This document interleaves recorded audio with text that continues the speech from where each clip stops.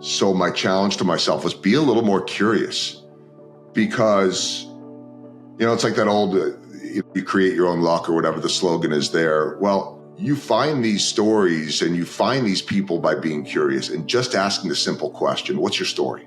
It's straight to it. And we all complicate things, myself included. What's your story? That's it. And before someone says, well, I'm just the accountant. I'm just the, everyone in 2015, when the Royals won a world championship, everyone got a championship ring. Not the stars, not the coaches, the accountants, security, everybody, the nutritionist. So they all have a story. We all have a journey.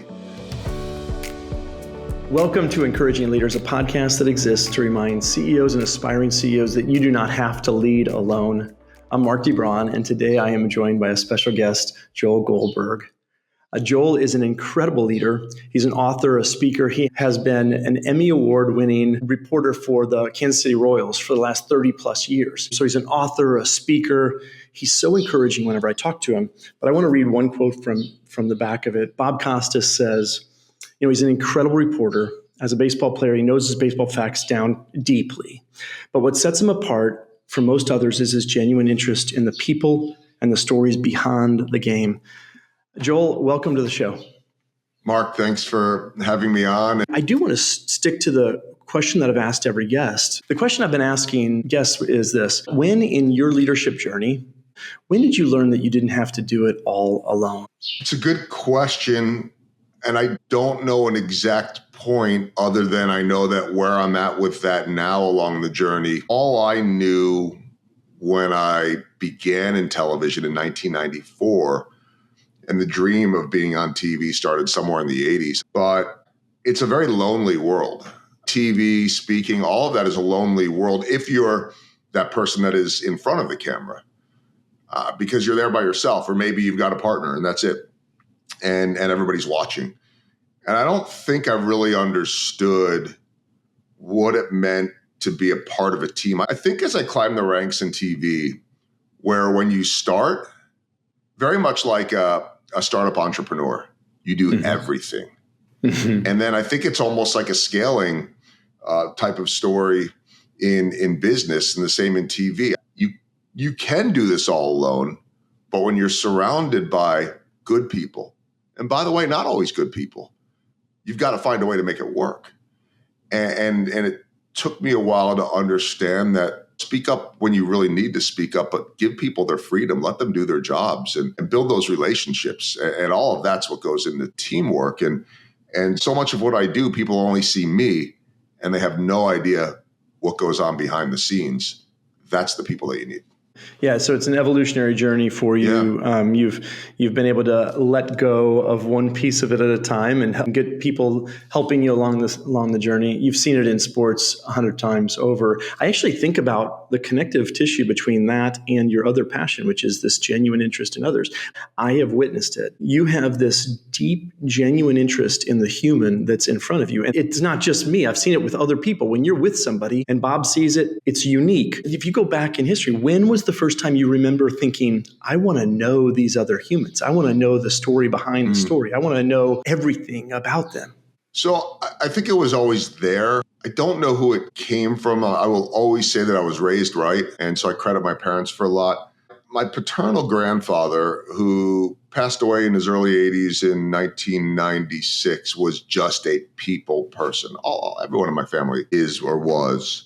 But he was that big, gregarious personality, much more than I am. I mean, I can dial that up when I need to. I'm also very happy being in the back of a room. I am not someone that's just going to go in there and hold court. But if I'm asked to, I will. And I love that. And I love finding out people's stories. I mean, this probably started in first or second grade. I wrote in the book briefly, and I speak to audiences usually in my intro about this, that my parents were getting phone calls home from my first grade teacher outside of Philadelphia complaining that I was giving updates on the previous night's baseball game. So that was the early signs of wanting to be doing what I was doing. I don't think at that point that I understood that it was so much more than sports. Mm-hmm. And I definitely understand that now, that the stories of these athletes or the coaches or the usher at the stadium that's been there for 50 years or the man or woman on the side of the street that might be homeless. And don't you wonder what their story is? You don't have to be Albert Pujols. You don't have to be, I don't know, I mean, name any superstar. I just came up with the biggest superstar I ever covered in St. Louis. Stan Musial had an amazing story. He's honored to this day. But what about the team trainer that toiled in the minor leagues for 20 years and finally made it to the St. Louis Cardinals or the Kansas City Royals? Why is their journey no less interesting than someone else's? It might be more interesting, as a matter of fact. And so there's a curiosity piece of just wondering, what's their story? Yeah. And then having the platform to tell it. And by the way, we're all storytellers. And I think that when you start to take genuine interest in people, you're curious, you don't know where it leads you to. Oftentimes it leads to inspiration. I just got back, I was telling you, from a vacation with my wife, celebrating our 25th anniversary to Costa Rica. Thank you. I'm glad we got it in before June because I would have been 26, but I didn't know when we got married that I'd be in baseball full time at that point. I was doing everything. And so June wedding, we celebrate in the off season. But I went to Costa Rica in part saying, I hope to learn somebody's story there. Just because you never know. And we did. We connected with, I feel so old now. We went on a bird watching tour. I mean, that's like when you know that you're getting older. They must be wise beyond their years if they're into bird watching before, right? Yeah, and it was, first off, anybody should do that in Costa Rica. There are more birds there than I think anywhere, and different species. And our tour guide was full of energy. I mean, just incredible. And to watch him have enthusiasm like it was his first day, and while it might be close to his first day, it wasn't. He knew a lot more than we knew. But when he saw something, the enthusiasm and the excitement over this was like, this is the beauty of being interested in people and then getting older and sharing your wisdom with others, very much like you do in your coaching and in life. I said to him, if you do this for a long time, don't ever lose this enthusiasm because it means that you will have found something that a lot of people don't find. And that is, you found something, a passion that you love. So that was the first part, Mark. I then go back to our hotel. It's a smaller town area in Costa Rica. And the guy that owns the hotel, who knows everybody in town, says, yeah, I know the kid. His father, who we had met, is one of the best guides in the area. And the kid went through a lot of struggles in, I guess, high school, like in teenager and a lot of like mental health. And I don't want to say too much more, but I thought, boy, he sounds like most American kids then. Yeah. And to see the enthusiasm and passion on his face, and we have messaged on WhatsApp since. I heard from him this morning. Yeah. I mean, like, that's the interest in people. You don't know unless you start to ask, and it just leads you to these fulfilling places, whether it's helping them or taking inspiration from them. That's the beauty of it. You don't need to be on TV to do it. You just gave me goosebumps. I feel goosebumps. So you just walking through that for a minute, you had early examples in your life of people that cared for other humans. And so you were able to witness their people. There were people. They didn't hide or shield themselves from others. They actually went in and engaged. And so you learned that early, and then you started practicing that in first grade, second grade. You were practicing the skill of learning about other humans. And today, that's 40 plus years later, 25 years of marriage. When you go somewhere, you're actually looking for story because you care and it touches you so deeply. And it allows you to speak back in. It allows you to be in relationship. It allows you to be touched and to touch others. That is powerful. I mean, I can see it. And it changes your life, makes it rich and deep.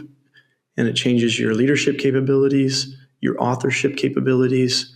It's really a powerful skill.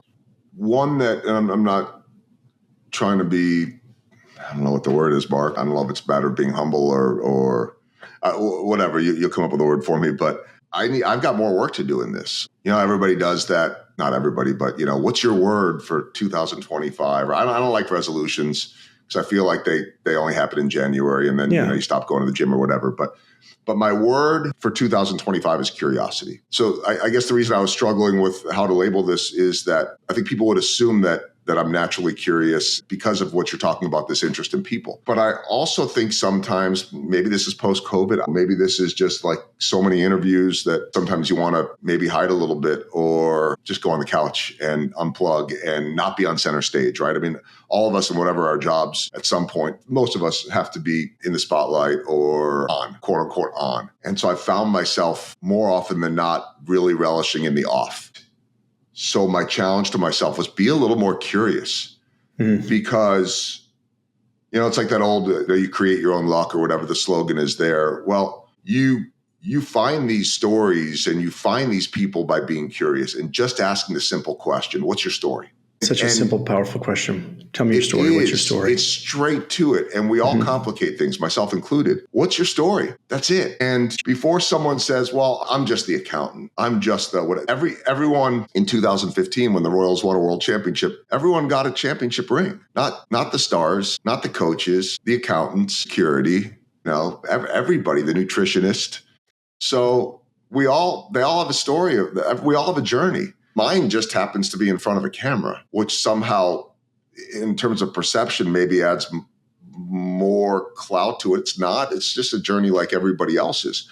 What to me adds the clout to it is that I've got the platform to share those. And so I could share with more people. You said you just got goosebumps about my story of this kid, George. I still have goosebumps. I have goosebumps that he could send me a voice message on WhatsApp this morning, thanking me for the connection that we had while we were there. Like, I want him to come stay with us for 2 weeks or something like that. It's not happening, but like, he said he doesn't know anything about baseball. I'm going to send him a Royals shirt and let him walk around, his town in Costa Rica, and maybe he'll learn a little bit about baseball. It's not my goal to teach him baseball. It's the connection and seeing this kid and the passion that he had. But I think, this is what I was thinking about as you were saying this, is that maybe when this really started to click for me was my first year here in Kansas City in 2008. And I'd come from St. Louis. It was going to be a better job and a better opportunity, more airtime, more responsibility. People couldn't understand why would you leave the Cardinals for the Royals? It doesn't work that way.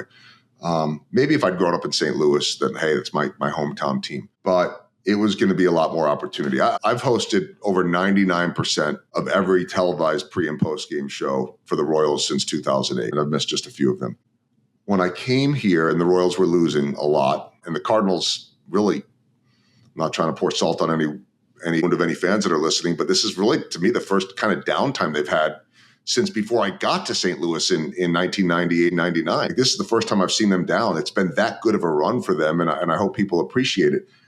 But I came from there where they were winning all the time to here where they were losing. And our color commentator at the time, Al Splittorff, who's the Royals' all-time wins leader, was a mentor of mine, and I was lucky enough to work with him for 3.5 years before cancer took his life in 2011. And he pulled me aside one night and he said, "Can I give you some advice?" And I said, "Sure." By the way, part of the people piece to this is listening and taking that advice. And that's something I was always good at.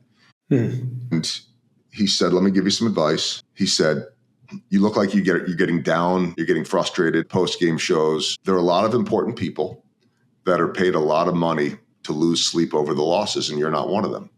My initial reaction was, wait a minute, I'm a sports fan. I care about this. The more I thought about it, and it served me so well for the last 17, 18 years, I realized that this is so much more than baseball and wins and losses. And so how on a bad day, or at least what would be thought of as a bad day, a 10th straight loss, a blowout, another bad game, how do you keep up your energy? How do you still do your job and not let the results affect you? That certainly applies to what you and I do in real life too. And I realized you still have stories to tell. You still have people to stories to with. learn, stories to hear, stories to share. Yeah, so that took me to another level.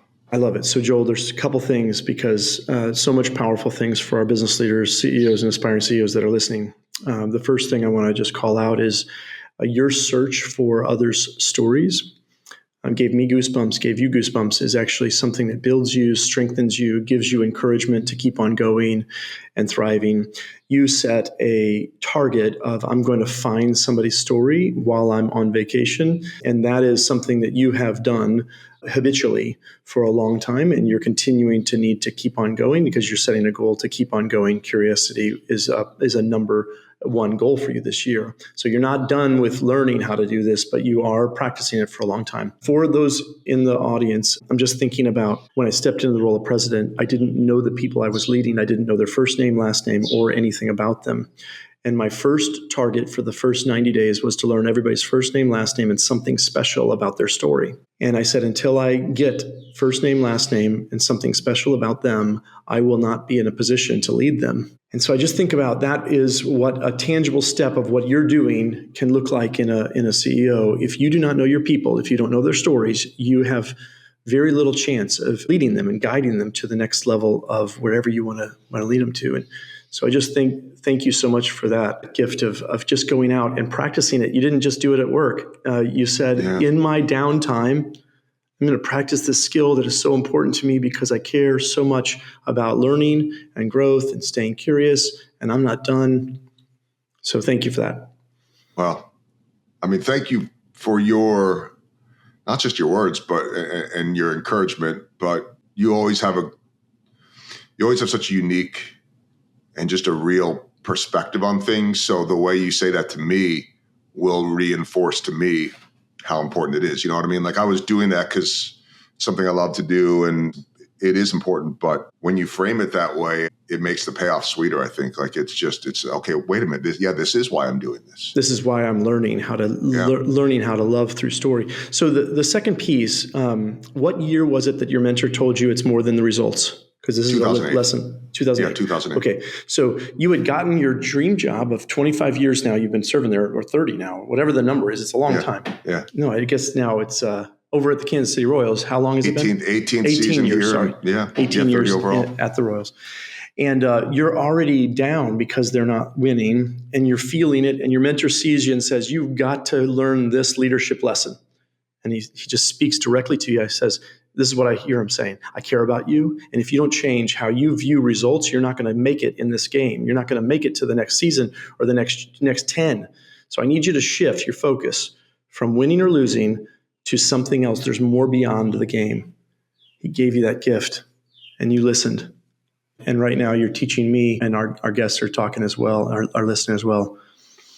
There's more to the game of business than the profits. There's more to the game than the results. And if you don't learn that as a CEO, aspiring CEO, you will not make it to the next 5-10 years. And so you got to learn what's beyond the game, what's beyond the results. And he just gave that gift to you. Now I've got it too. Yeah. And I was looking back over my shoulder because I've got some of the bobbleheads and baseball stuff. And I'm like, I think he's back there. And so I grabbed there he is. We never called him Paul. We called him Split.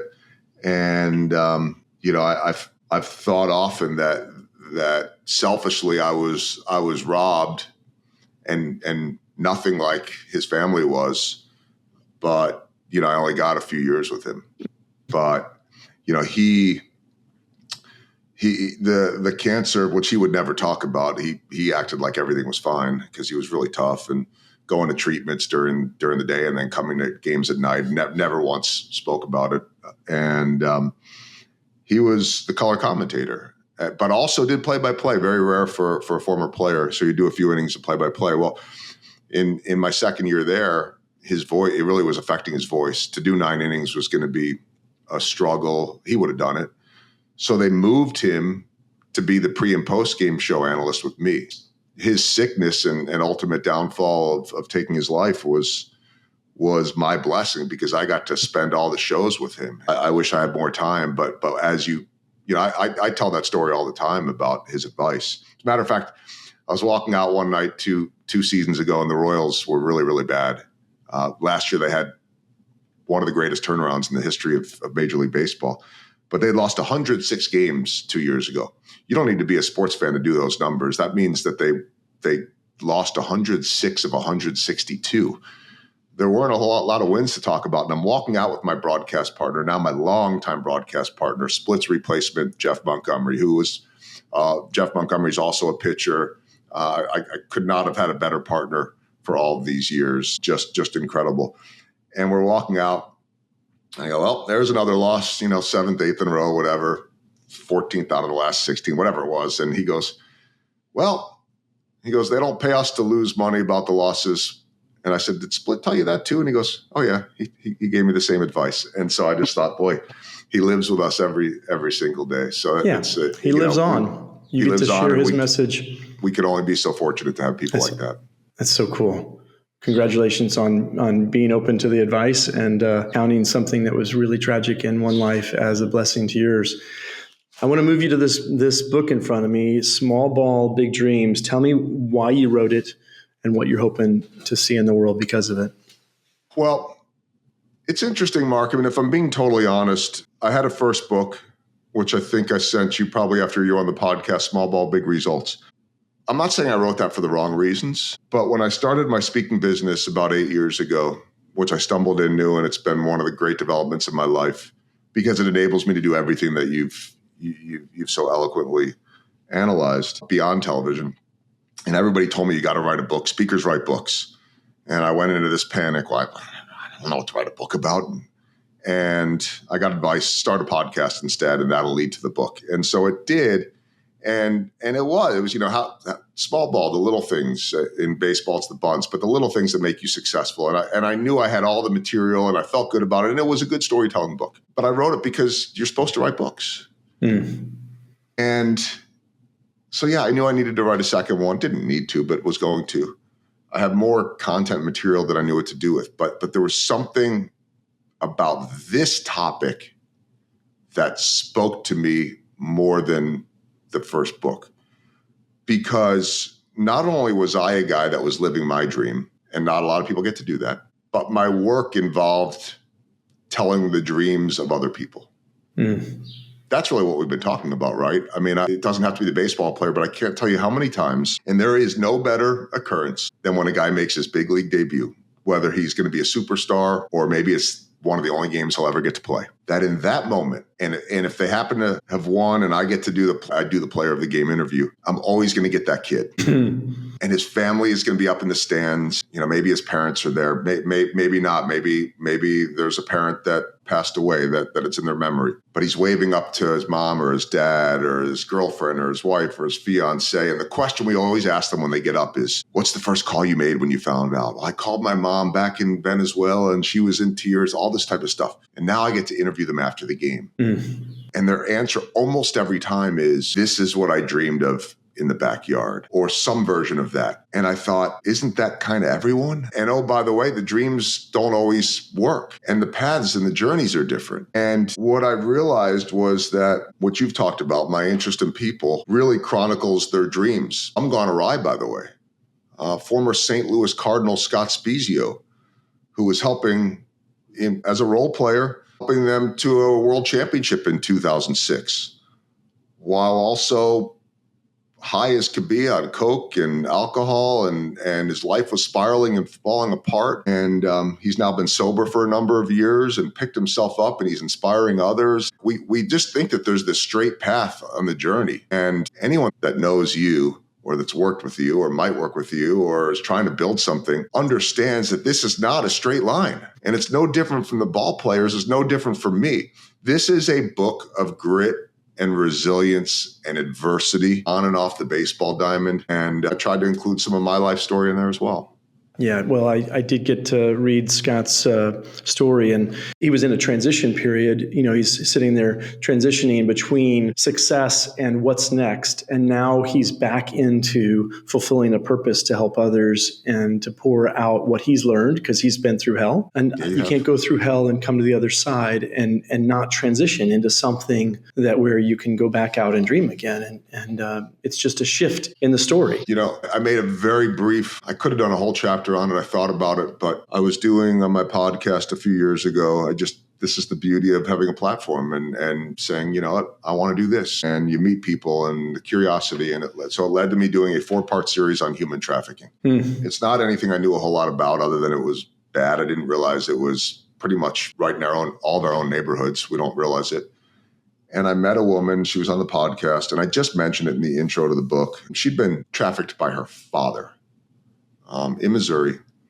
And like Scott Spezio, she is now dedicating her life. I didn't think she would be alive at this point. A lot of her organs were starting to fail. And now she's around the country speaking and helping others. But I asked her the question, because I knew a few years ago that I wanted to write the second book, Small Ball, Big Dreams. And so I wanted to know people's dream stories, even though I was basically telling them throughout the podcast and all that. But I would ask the simple question, what did you dream of growing up? And it led to some profound answers. There's a chapter towards the end of the book of a rapper named Tech9. It's one of my favorite stories, who said, I dreamed of being a psychiatrist or a psychologist, but they didn't teach me that. They didn't have that class in school. And so I stole the books from the library. But eventually I became a dancer. And then from dancer, when rhythm came rhyme, and I became a rapper. And so I went down that path and have had a long career. And then I started hearing from people, fans at meet and greets or through social media, saying, you changed my life, or you saved my life, or you helped me with bullying because the lyrics in your song. And so ultimately he got to where he was going in a way that I didn't expect him to say that, because I thought, well, hey, you've had a successful music career. What more could you want? No, it's deeper than that. It's like me. Yeah, I've been on TV for 30 years, but my gosh, it's so much more than that. Well, this woman, Megan, when I said to her, it stopped me dead in my tracks. What did you dream of growing up? And she said, I never had dreams. I didn't know you were allowed to dream. I was never given the chance to dream. I was just surviving. So she's now first exploring her dreams right now. There's another goosebumps moment. No kidding. Yeah, there's so many people that have never been given the privilege to dream. And right, that's it. And she's one of them. And so you want people dreaming. You don't want them stopping, and you want them dreaming big. Tell me about the power of small ball. What does that mean to you? You know, if you're thinking about speaking to CEOs and aspiring CEOs, what does that mean? Yeah. First off, the small ball, the little things, I'll say to people all the time, what's small ball in your world? Right? For me, small ball in my world is building trust. You know, like you and I have spent a decent amount of time in some form or another like this, you know, on Zoom calls, on podcasts. We had coffee with our good friend Susan Conrad a couple of years ago when I was in St. Louis. But I mean, it's not like you and I have spent a ton of time together, yet I fully trust you. Yeah. And that's small ball. Okay. And it might be different for everyone, although I believe that trust is the foundation and the ingredient for everything. It's why I now, my main keynote is called Winning Trust, because I believe that it could help anyone in any profession at any stage of their life. But I think that we all are wired, some more than others. You and I were talking about it a little bit before we went on, that we want the results today. And I'm not a very patient person. And I think I'm doing a lot of the right things right now. I know I'm doing plenty of wrong things too. So work in progress like the rest of us. But I have to trust that if I'm doing the right things, the payoff will come. And it might be coming, by the way, right now. I just may not see it. And then also trust that I have the strength to adjust what I'm doing wrong, or be open to what I'm doing wrong, and be open to that feedback. And just understand, I view it a lot like, when we were kids, maybe your parents had one of those little growth charts on the wall, you know, and there's a little mark, and look at where he was a year ago, and now look at where he is a year later. But you can't see it because you're there every single day. Yeah, you're in the middle of it. But then that family member comes into town. Oh, look at how much Mark has grown. You're like, really? You know, because you haven't seen them for a while. That's what business is like. That's what life is like. You can't see it every single day. And so I'm regularly trying to tell myself, where were you a year ago? Where were you 2 years ago? Where were you 5 years ago? There's no way in the world 8 years ago I thought I'd write 2 books, have 600-700 podcast episodes, and on and on and on and on and on, right? There's no way 30 years ago that I thought I'd still be in this business. And so small ball to me is doing the little things right, not perfect, but doing them consistently, and trusting that if they're the right things, that it will lead to the results. And I think I've built a 30-year career in television by playing small ball. Yeah. It was so good. When I am coaching CEOs, working on what their major goal is, what area they need to do, and then we're working on what does their daily habits look like that need to be able to build. What daily behaviors as a leader do they need to have so that they can actually build towards that future that they want? And that's the small ball. One story, we started up this business, and my first target for the business was simple. It was to be on time and prepared for every meeting that I had. And every night at dinner, I would convey to my business partner, which was my wife, and my son, who was learning and growing at 16, he would hear me say, I was on track for that small ball today. Or if I missed on anything, it went as a red, and I asked for help to get back on track, because that was so important. It's not because it's a natural gift of mine. It's because I realized how important trust was. And if I lost the trust by being late or unprepared, then I wouldn't get to do the work that I actually love to do, which is encourage people to grow. And so people view me as dependable, but it's not because I'm good at it. It's because I have a rigorous habit of saying, did I do that thing today? Yeah, I would only push back to say you're good at it because you do those things. It may not be natural. It's not natural. I am not naturally gifted at being on time or prepared for every meeting. I have to put it in front of me. I have to ask for help from it. I have to be held accountable by others. I have to admit that it's not a strength of mine. And so I think that there are gifts that are in both of our sets that are natural, that just happen. But there's things that are not easy that can either lose trust or build it. Yeah. Well, I think that small ball, and whatever small ball is in your life, whatever it is, figure out whatever habits getting in your way of getting to the dream, or whatever habits are needed to be put in place to small ball your way to your dream. This book shares story after story of people who have decided that they want to pursue their dream and then play small ball for a long time. Sometimes the dreams look exactly like they had imagined in their head. Sometimes they shift, but that small ball pays off every time in the stories. That's the consistency piece, because part of the reason why the dreams change, I know you're wrapping it up, but part of the reasons why the dreams change is because the world changes. I could not have told you or me or anyone 30 years ago that I would be hosting pre and post game shows, though that wasn't really even an option growing up, or sideline reporting. Those were just the big national games, certainly not podcasts, didn't think about books. And so, when kids come to me now and ask about getting into TV, I don't even know if going the news route, which I did. I mean, in St. Louis, I worked my first 6 years at KTVI Fox 2, and one of the great growth periods of my life. And I've been out of news now for 20 years. And I don't know if that's the right approach to go, but what I could teach you is how to play the small ball and build the relationships. And, maybe you become the next YouTube star, or like I'm trying to constantly evolve with myself. And if you're not evolving with AI and with social media, for better and worse, the world looks different today than it did even 5 years ago, and it'll look different again in 5 to 10 years. So that's inevitable, but you can control playing the small ball. Yeah. Well, I think the one small ball idea that you gave me that your people can get from you is seek story of others. Listen actively, ask them, what is your story?